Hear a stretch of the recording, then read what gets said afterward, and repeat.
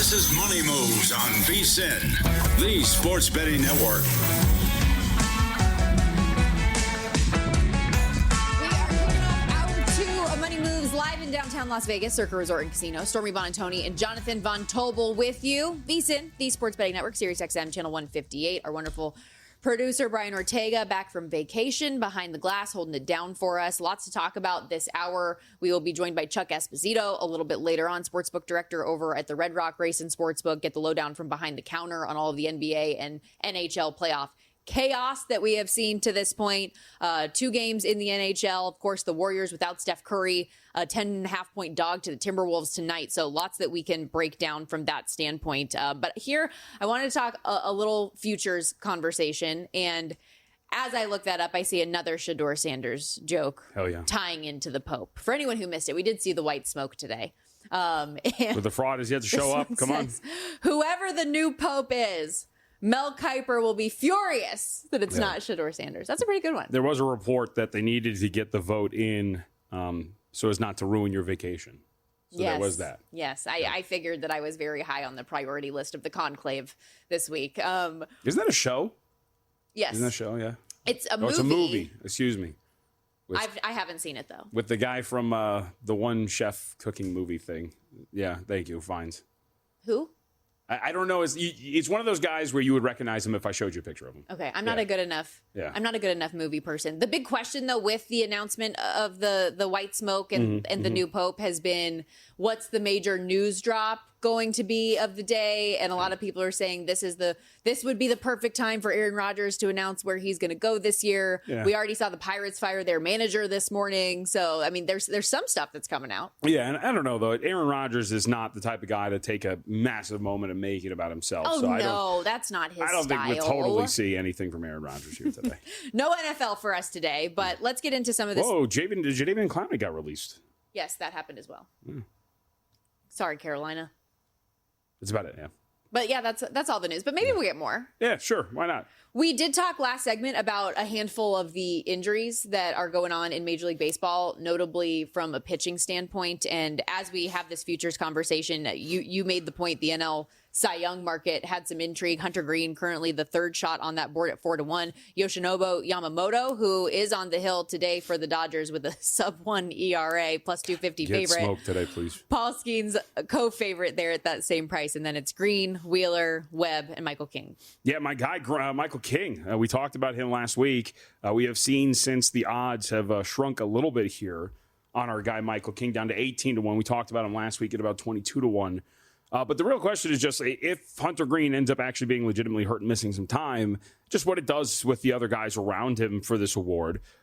Now, look, if Yoshinobu Yamamoto continues to perform at this level, this is his going away, obviously. This is no real question about it. But I would assume that that's not going to be the case. And so if you look around, and especially if Hunter Green's going to miss some time, where do you start to find some of the guys that are maybe worth betting on? As somebody who has bet Michael King, I would again point to King's numbers and say that dude is totally worth adding at like a long shot price like that, just given the fact that he has been pitching extremely well, and I don't think that that's going to go anywhere anytime soon. I think a guy like Logan Webb is also pretty interesting because as unfair as it is, he just doesn't look like a Cy Young guy. You know, like he doesn't look like the domineering pitcher that's going to win an award like this. But having said that, I mean, and here's my other big problem with it. Underlying metrics actually paint a picture of a guy who can pitch even better. 2.61 ERA, but a 185 FIP. But out of nowhere, what's interesting about Logan Webb, Stormy, is that his strikeout numbers have completely ballooned. Like he has all of a sudden turned into, and it's not like he's been a non-existent strikeout dude, but last year, for example, strikeout rate of 20.5%. He's up to 28.7% this year. So he's approaching to the point where he's striking out nearly a third of the guys that he's facing. Is this rate of strikeouts going to continue for him? I think is going to be pretty fascinating to tell as you move forward, and if there's some legitimacy there, because if there is, you can make a strong case for Logan Webb, the way that he is pitching, that he's going to be able to maintain his spot there. But I think this market as a whole is pretty interesting, and I think that Michael King is still worth it at that 18-1 range. And if Green gets knocked down a peg because of missing some time, really does open the door for some of these guys to start to rise a little bit here. 11-1, the odds there for Webb. Michael King, 18-1. Bet $10, win 180. Not too shabby. You mentioned earlier in the show that you made a bet that would make the owner of Circa Resort and Casino, Derek Stevens, very happy. So I'm assuming it's a Tigers bet. In what way did you wager on Detroit? Yep. I have a Tigers Dodgers World Series exacta. So all they have to do is face one another 35-1. Tigers have been great. I've been really impressed with what the Tigers have been able to do here. From an offensive standpoint, they have been, I think that's been the most impressive part to me about how they have looked so far this year. Top 5, top 6, if you're talking about weighted on base average. We know how good their pitching can be. I think the division as a whole, when you look at the way that this has started to really kind of shake out, it's a division that doesn't look overtly impressive. The Guardians are kind of keeping pace. Royals, I think, have some offensive issues. I think there's a point, I talked about this with Mike Palm one week on his Bet on Chicago pod, where I think there's a reality that the Tigers kind of maybe run and hide in the American League Central. I think in the American League as a whole, if you evaluate where the AL's at, like I keep saying, like throw one of these teams in a hat and pull one out, Stormy, and you tell me this is the team that wins the American League. And I'll be like, all right, that's fine. So in other words, I don't really think there's like any big threat. I think Seattle's offense, which has been absolutely incredible, is going to take a step back at some point. And we know how injured their pitching staff is right now. Like, I think Detroit's got a lot in front of them to potentially win this American League, and I think there's a strong argument to be made that they're the best team in the American League. And I still think the Dodgers, as we have seen them now, start to crush teams. They've won 8 of their last 10. The offense looked great. Where I still think we're going to get to that point where the smoke settles and it's everything we expect in the National League, which is the Dodgers winning it. So about 35-1 is worth looking at there. Was that a Pope joke as well? Smoke? No. No. Detroit does have the best run differential in Major League Baseball right now as well. Plus 65, and Detroit and LA, 2 best records overall in Major League Baseball right now. So at 35-1, I think that does make a lot of sense if you think these are 2 teams that can stay on that trajectory, and Detroit can, like you said, kind of run at the top of the American League. Somebody tweets in, this is very good from Larry Matthews. We should point this out since we're talking about baseball. On a news day like today, is it a Castellanos home run day? That is a very good point. Usually, though, it's tragic news, I would assume. Well, and so it didn't work. And again, RIP, when the Pope passed away, that was the huge betting day where everybody had a home run prop on Castellanos, and it didn't catch. So maybe also that has taken a step to the wayside. Yeah, potentially. Yeah, it's got to be. I feel like it's got to be bad news. I don't know. Maybe for some, the Pope being elected is bad news. So let's go to the NBA futures market, because we have seen a ton of movement with the way that this second round in particular has gotten underway. The Celtics just 3 days ago were plus 190 to win an NBA title. They're now out to 4-1. The Cavs 10-1, Timberwolves 12-1, Warriors 30-1, Knicks 11-1. I mean, if you think the Celtics are coming back here, wouldn't be like, I guess, the worst thing. So I tried to do this. Remember 2 years ago or whenever it was when they were down 3-0 in the series to the Miami Heat in the Eastern Conference Finals? I bet them that year at like 20-1 to win the NBA Finals. It was when they were down 3-0, and then they come storming back. So I'm sitting on the Celtics at like 20-1 to win everything, and they're 1 game away from potentially doing it and pulling off the comeback against Miami. So maybe you could approach it from that regard. I think, again, look, if you really wanted to, it made some sense just in that Boston at that price is pretty shocking, just in a vacuum. But right. We're not in a vacuum. They're in a 2-0 series hole right now. But I still think there's something to be said where, look, just maintain the company line here. Keep shooting your threes, because as many people might want to sit there and try to say, like, you can't keep doing this. They can. It's why they're here. It's why they're considered the best team, because this is the way they play offense. Again, they're shooting 25% on wide open 3-point attempts. They have generated over 50 through 2 games. That is something that in any other 2-game stretch of basketball, you as a team are probably drilling the opponent you're facing. But you're shooting 25% on wide open threes. Your opponent's shooting 50%. And, of course, you are playing a little tight, so it's going to happen. If you wanted to back Boston to win everything, I think it makes some sense in the regard of, look, I think they're going to come back in the series, in the very least, be able to push this out to 6-7 games potentially, and you'll be sitting on something. But outside of that, I mean, not really a ton that I'm like going to be running to the window to go and get when you're talking about odds to win a championship. Unless, I mean, can you make the argument, the Indiana Pacers? I mean, the Pacers are a team that have been to the Eastern Conference Finals. They are very deep. 15-1 right now. Yeah, I mean, they're extremely deep. I find it hard to back anybody to beat the Oklahoma City Thunder, who I think are still going to get to the NBA Finals, outside of potentially the Boston Celtics, should they survive this thing. We have a similar situation with the way that the NHL round 2 has started here. The Dallas Stars are your favorite right now. And hey, they were the favorite going into the postseason before the Jason Robertson and Heiskanen injuries came through. They're back to being a favorite again, plus 350. The Canes are co-favorites coming out of the Eastern Conference. Toronto plus 450, same price as Edmonton. The Florida Panthers plus 950, Vegas 10-1, Jets 15-1, Caps 17-1. Do you still think that Vegas comes out of this series with Edmonton? So we didn't get to this yesterday. One of my Why Not Wednesdays was I should just cash out this Vegas Golden Knights future. Why not? You think it's toast? I mean, they looked so bad. They look so bad. I mean, you tell me. I think I am very worried about the way they have played both against Minnesota and then for that second period and the rest of that game, for 2 periods against a team that is supposed to be this defensively challenged, to generate one high danger chance of one shot on goal. Again, to go back to the joke, you had as many shots on you as the Edmonton goaltender did in game 2, or excuse me, in game 1. Like that's troubling. For anyone who missed it, I got hit with the puck between the benches in game 1. One would argue the shot on you was more accurate than what the Knights were going. That was also in the second period when they only had one shot on goal. So he's not kidding. That was literally what had transpired in that game. They are favored in the bounce back tonight. Of course. Minus 135. And if you are of the belief in the zigzag and the Golden Knights back at home in this spot and that it was an anomaly that they weren't able to punch through that defense, you would think Calvin Pickard, given his history, if you can just pepper some shots on him, you'll have some opportunities. But 2 goals from Mark Stone in the first period, and then that was all she wrote for Vegas. And remember, if you want to come join us here at VSiN, VSiN.com/subscribe. We've got breakdowns all through the NHL postseason, the NBA, Major League Baseball, best bets each and every day. VSiN.com/subscribe. Use that promo code PRO. Lock in 14 months.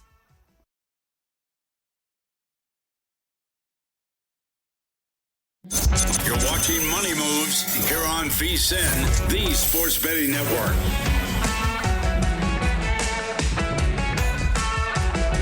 Ready to get in on the action? First Bet has you covered. Sign up now to access exclusive promotions and bet on hundreds of thrilling horse races every day right from your phone or computer. Head over to firstbet.com. That's the number one, stbet.com, and use our promo code VSiN200.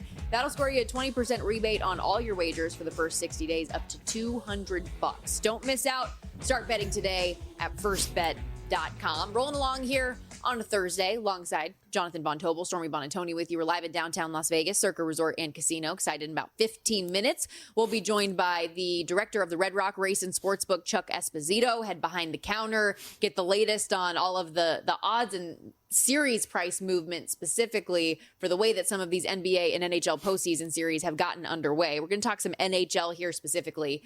Last segment started to rehash a little bit of what transpired in game 1 with the Vegas Golden Knights and Edmonton Oilers. Game 2 on deck tonight at T-Mobile Arena.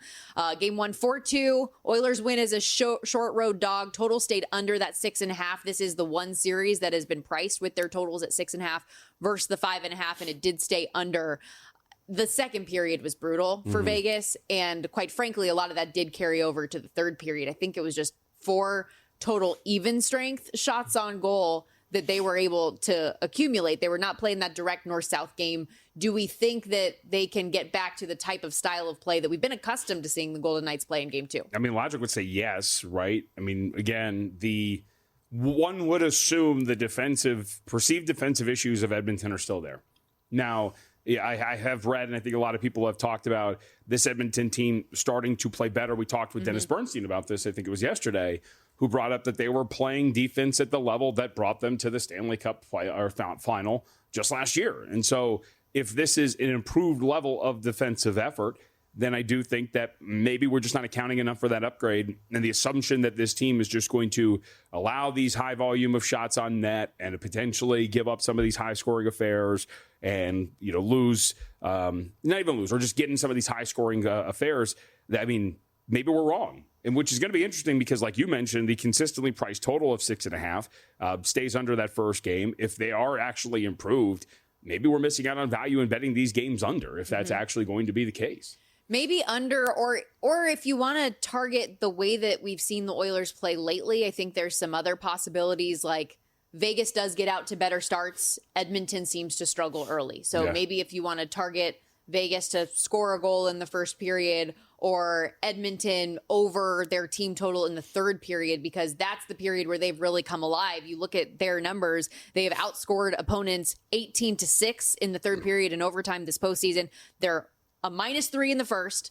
They're another -4 in the second, but a playoff best +11 in the third period. And that's been the difference for them in an NHL record 5 straight comeback wins for the Oilers.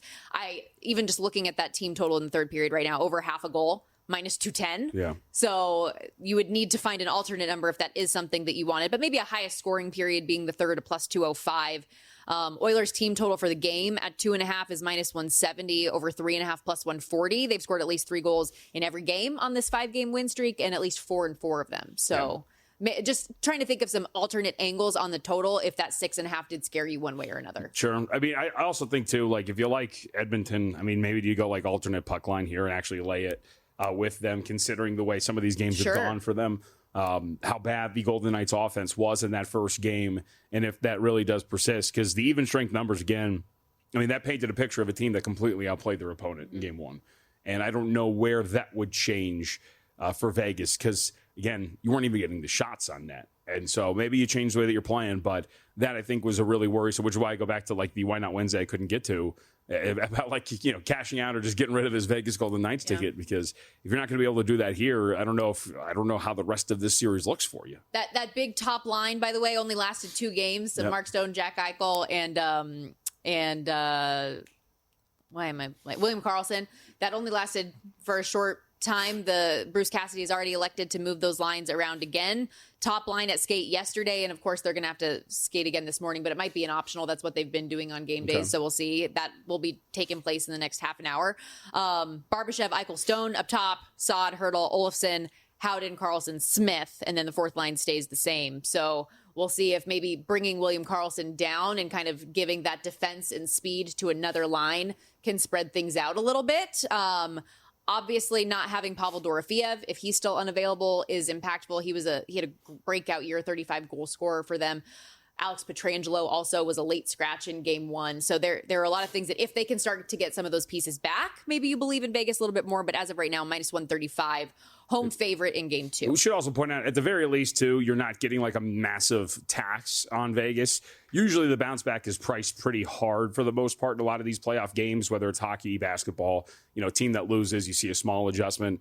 They closed to $135, $140 at some spots in game 1, and here you are again here. So there's at least no rush by the market to pump this number up money line wise on Vegas. So you're still right in line with where we were for game 1. Meanwhile, the number is getting pumped up on the Carolina Hurricanes for game 2. So it was a 2-1 overtime final in game 1. We talked a lot about this yesterday, though, how from just a shot volume, scoring chances, high danger chances angle, this was all Carolina. The Washington Capitals only had 14 shots on goal for the game, and at home, that's not going to do it. They are out from -150 to -175 road favorites today. The Caps were +120 in game 1. They're +145 today. Both the Caps and Canes total-wise, 4-2 to the under this postseason. Game 1 of the series, as I mentioned, a 2-1 final. Our total here sitting at that 5.5 again. I do lean under, but as far as the side goes, how do you see this one playing out? You love Carolina? Yeah, I mean, we talked about this. The opening price was something you should have jumped on. They whooped Washington despite a 2-1 overtime win. Shot share in terms of volume, 76% for Carolina to 24% at even strength for Washington. We talk about high danger chances, the overwhelmingly in favor, 18-9 for Carolina in that game. You talk about expected goals for, in fact, nearly a 2-goal edge for Carolina on even strength when we watch them play. It was a weird game, too, because while Carolina probably should have had an easier time of it, you can also make the argument that they were also giving the puck away quite a bit and setting up Washington. I actually thought multiple high-danger chances for Washington were set up by turnovers by Carolina in their own end. So if they're going to continue to turn the puck over and put it in danger, then maybe Washington's got a shot here. But if they clean that up and they continue to play at the level that they did in that game, I don't see why Carolina can't win this thing with relative ease. They dominated them on even strength. Okay. Now here's the question. Okay. Because you were big on Washington heading into this series. And a little bit, right? I do think +145 might be a little rich. But instead of playing Washington, can your girl win a saves prop? Okay, we're going to go back. All right, let's do this. Logan Thompson Over 26.5 saves tonight. I think it's going to be a pretty popular play, given all of the shot volume we were just talking about. Sure. And again, I'll lay out those numbers for you. Canes had 33 shots on goal in game one to just 14 for the Caps, a 94-34 edge in shot attempts, scoring chances 7-3, 76% of all the shot attempts in this game, though, for Carolina. He needs to be the best player for Washington again. And if he is getting that kind of volume and he stands tall like he did in this last game, can we get over that number? Yeah, sure. I mean, I guess the question, or I'm 0 for 2 on pretty tough beats the last 2 days. I guess can we get one? The question or the danger would be, if I'm right and we're right about talking about how much Carolina really dominated this series at this first game at even strength. They score and then he gets pulled, right? Or not even get pulled. I mean, just like you might face the shot volume, but you might not get the saves because they're actually turning into goals this time around. You know what I'm saying? Sure.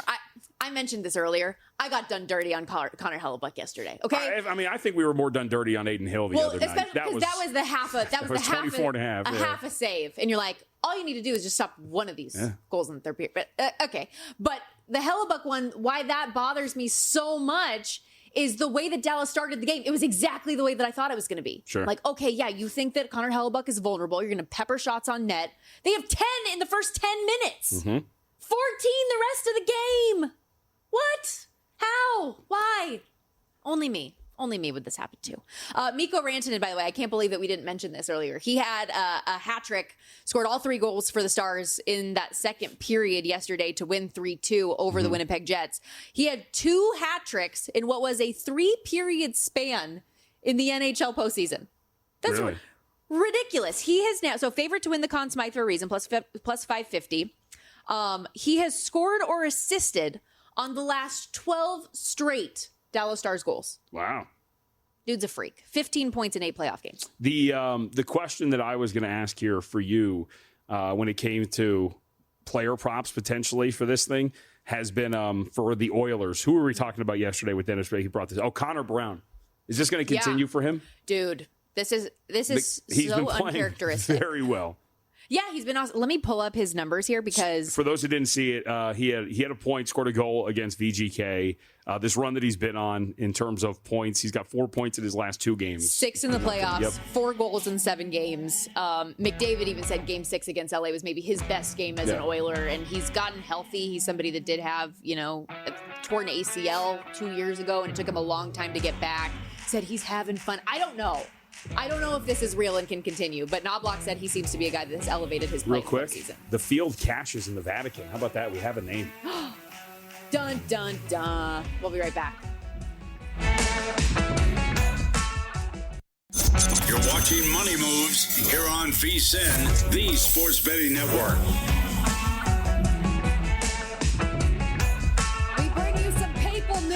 Back here on Money Moves, VSiN, the Sports Betting Network. JVT, Stormy, Buonantony with you. The first American Pope. And yes, we have been tracking this morning because from a betting perspective, this is actually massive news. The field cashes. That's right. JVT. Plus 350. Wowie. Some spots not listed. Robert Prevost, now known as Leo the 16th, from Chicago, went to Villanova. So there we go. 14th? Was that what I thought V1? Oh, no, you're right. I got my things mixed up. Learn your You're Roman numerals, I man. apologize. I'm not a math major like our new Pope here, Pope Leo the 14th. So, all right, let's do this thing. He's from Chicago. I can't wait to hear our new Pope say, "Duh, Bears." Yeah, well, I mean, it's actually fitting that we have Chuck Esposito on because Chuck, also a Chicago guy, but as you noted, we could rub into Chuck's face, still no 4,000-yard passer for the Chicago Bears, and yet a Pope from Chicago. What's up with that, Chuck?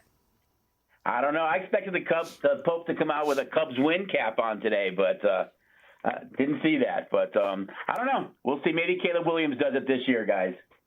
Breaking news, actually, he's a White Sox guy. Oh, how's that going? Not a great start. Well, so maybe things will get turned around in Chicago because they have God on their side. Yep. Chuck Esposito, director of the Race and Sportsbook out at Red Rock in Summerlin. And Chuck, aside from all of this incredible papal news, we do have a lot to get to in the NBA and NHL postseason. Curious from your vantage point, how are some of these games in the NBA getting played, considering what we've seen with these favorites getting upset consistently, despite getting up big in a lot of these games?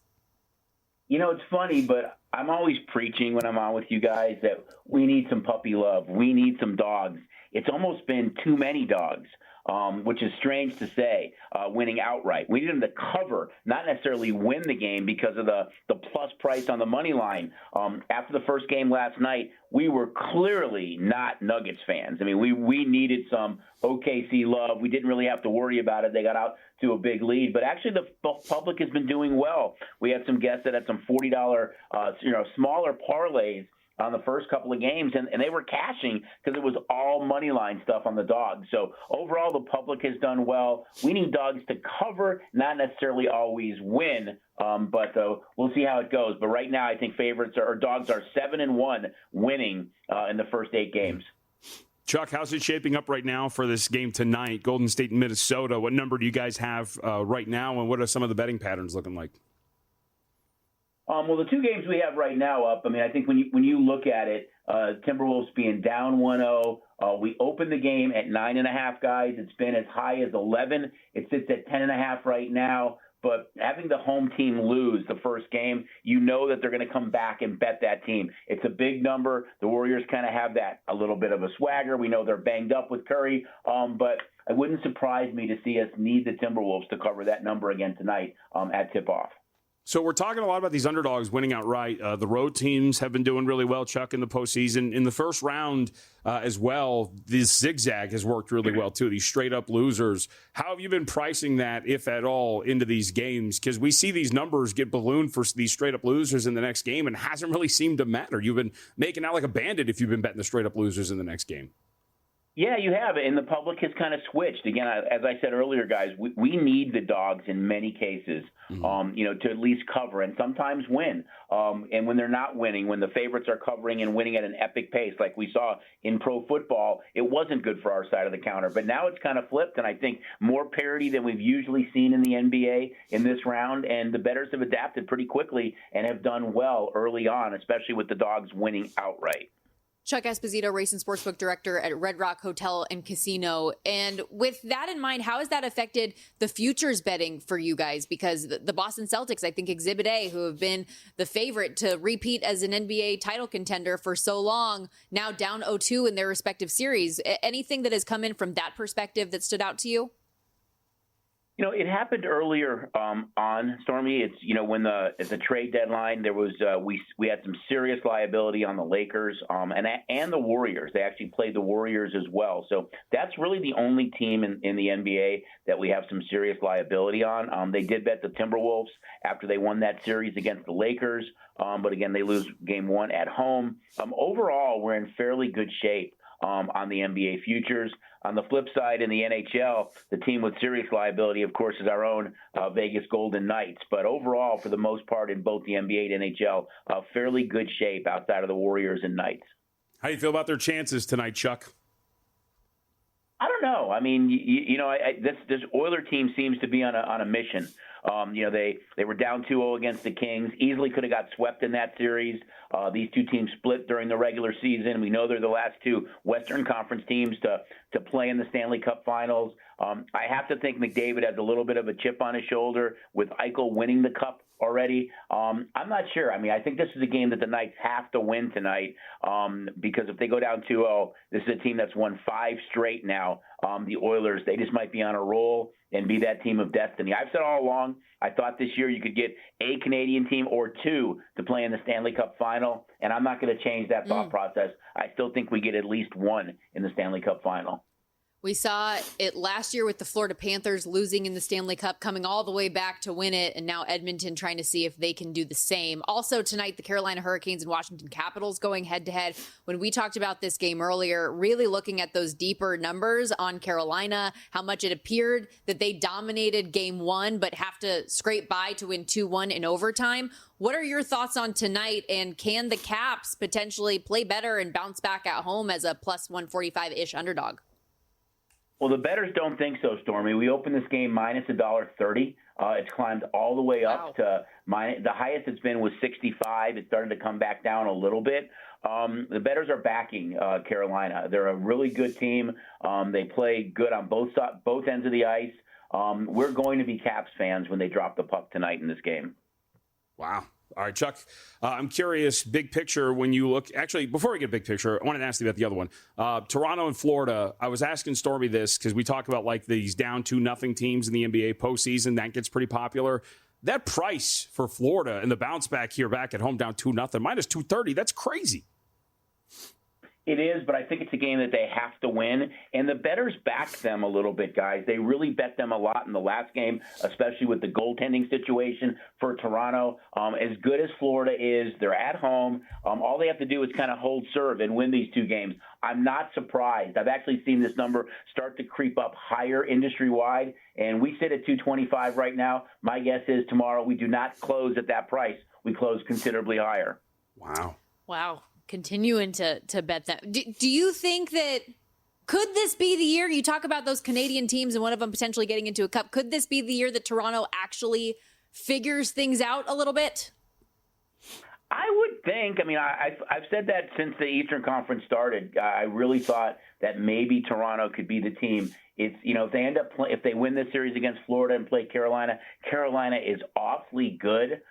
A different style. I mean, they're going to play a much tighter game. Toronto wants to play a more open style with their offense.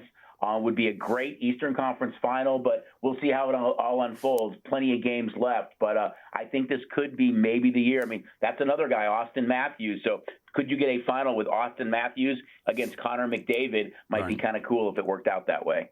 How much would a fully Canadian Stanley Cup final affect handle, if at all? I feel like they'd be still pretty popular for us here in the States. I think it would be, JVT. I think it's just what the Knights have done overall from a betting standpoint, that having teams, even if they're two Canadian teams, and the popularity of the sport, the number of props that we put up on a nightly basis, and then having two of the best players in the world, and in Matthews and McDavid having a chance to win the Cup, I still think it would be a huge handle. I mean, nothing in comparison that if VGK is playing in the final, it's much different. But anything outside of that, I think whatever the combination is, I still think it'll be a phenomenal handle. Last thing real quickly, 30 seconds. Jets Stars. Dallas was the favorite coming into the postseason. They had the injuries, and now they've been playing so well again. Are people believing that this is real for Dallas now that they're getting healthy? Yeah, I think a little bit. I think the Jets are just banged up, and Hellebuck does not look like the same goaltender. I mean, he's a guy that was up for the Vezina and a chance to win the MVP. He has just looked rattled in that a little bit. I think that was a big road win for the Stars, who have not played well in game ones, kind of got that monkey off their back. I think it's going to be a tough task for Winnipeg to win this series. I just think Dallas has a lot of momentum right now, guys. But I think all the teams that are left, however it shakes out, and whoever plays in the final is going to be fun to watch. No doubt about it, Chuck. Thank you so much for the time today. Don't work too hard. All right, guys. Thanks. Talk to you soon. Chuck Esposito doing great stuff over there at Red Rock. That you frequent Red Rock, don't you? Isn't that one of your spots? Yeah, I live around there. I used to live down there. I miss it. I live like right across the street, but not anymore. Now you live by their new property. Yes, the Durango down that way. But no, always appreciate Chuck giving us the download there. Yeah, 3-2 final for Dallas yesterday. Mikko Rantanen scoring all three of those goals. I used to work at Red Rock. You did? Yeah. Doing what? That's where the Starbucks was. I did not know that. Yeah. What a time to be alive. We got to take a plenty quick of time stories. out. That was the go-to movie theater when I was in high school, because Red Rock just got built at That's that right. time. We're wrapping things up. Best bets after this. And I am curious what your favorite drink was to make at Starbucks. Maybe we'll go there.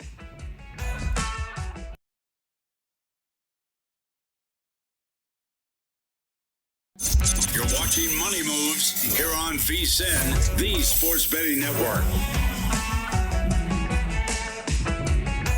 Thanks, everybody, for hanging out with us on this Thursday edition of Money Moves, VSiN, the Sports Betting Network, Sirius XM Channel 158. He's JVT. I'm Stormy Buonantony. Thank you guys who have chimed in on social media today. Conversation. Brian M. asking, because the Pope went to Villanova, Knicks 13-1 to win the title. Thoughts? I don't know. Because I think, here's the thing.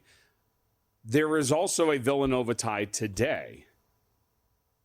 Dante DiVincenzo, the fourth of the Villanova brethren who played for the Knicks at one point. So do we just use all of the papal magic tonight, tying into Villanova and getting Dante DiVincenzo to go over today? Can we also talk about real quickly the fact that those Knicks odds were 17-1 half an hour ago? I mean, can we just say too? I'll say it. If there is a God, the Knicks are not winning a championship. So I don't think it would go. You went there. Yeah. You went there. There's no way. I sent a tweet or I sent a text today to the Hardwood Handicappers group chat. Rest in peace.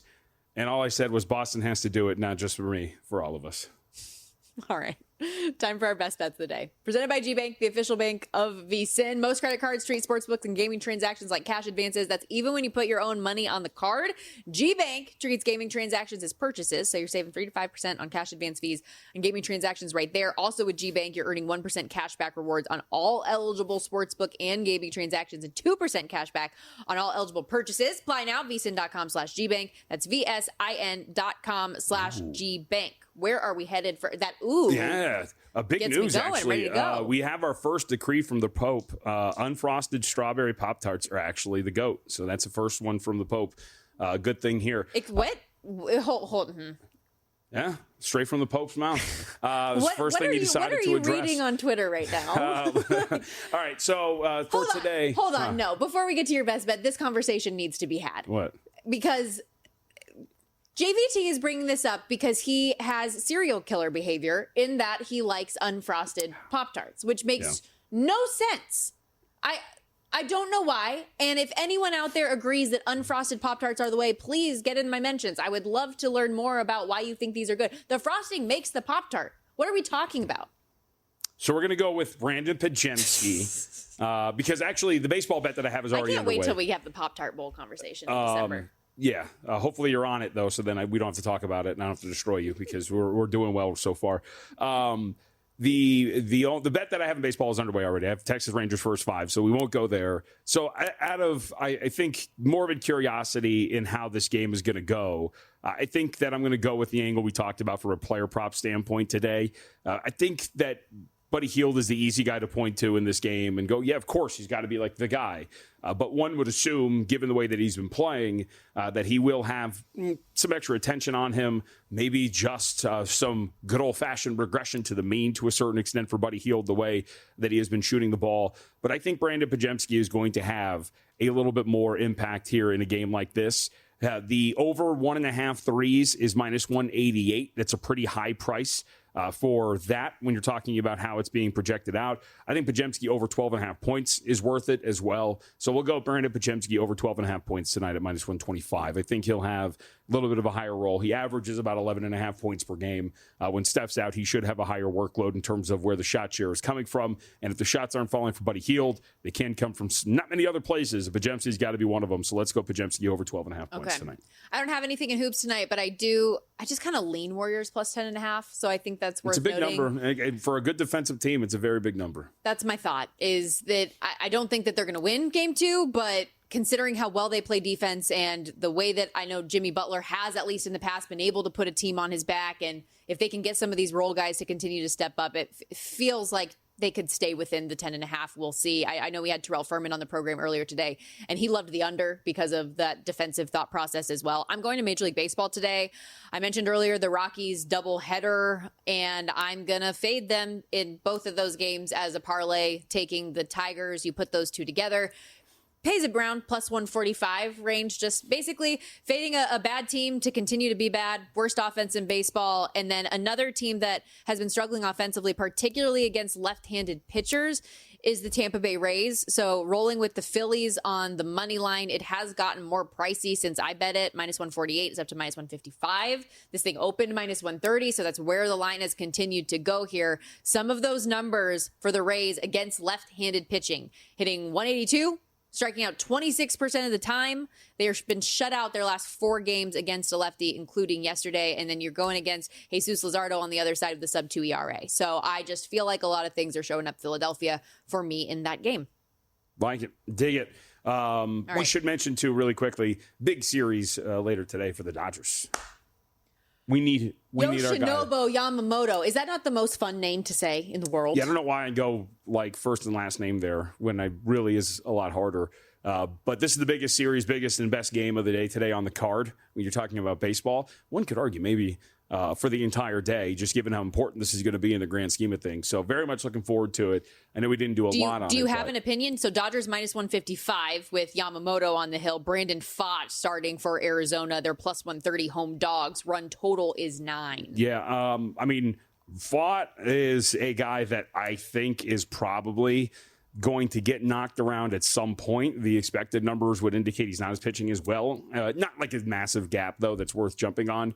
And if there is a lineup, the way that it is hitting right now, that is going to come out and get a guy like Pfaadt, who's had a little bit of an issue keeping the ball down, especially when it comes to these home runs, it might be a lineup like the Dodgers. So it might be later tonight when you're just sitting around watching this, try to fire off some home run props on some Dodgers to have some fun. This next one, I didn't bet this, but I feel like I'm going to have to ask you about the Angels every day. I was considering How about the comeback yesterday? I was considering backing Soriano as a dog at home, plus 110 today. Chris Bassett on the hill to start for the Blue Jays. I mean, no. Look, Soriano, okay. I think. I won't do it. Worth the question. No, I'll say this. I think Soriano is actually, if you were going to go out there, he is slowly becoming their best pitcher. And I think that's not worth much given how bad their pitching staff is.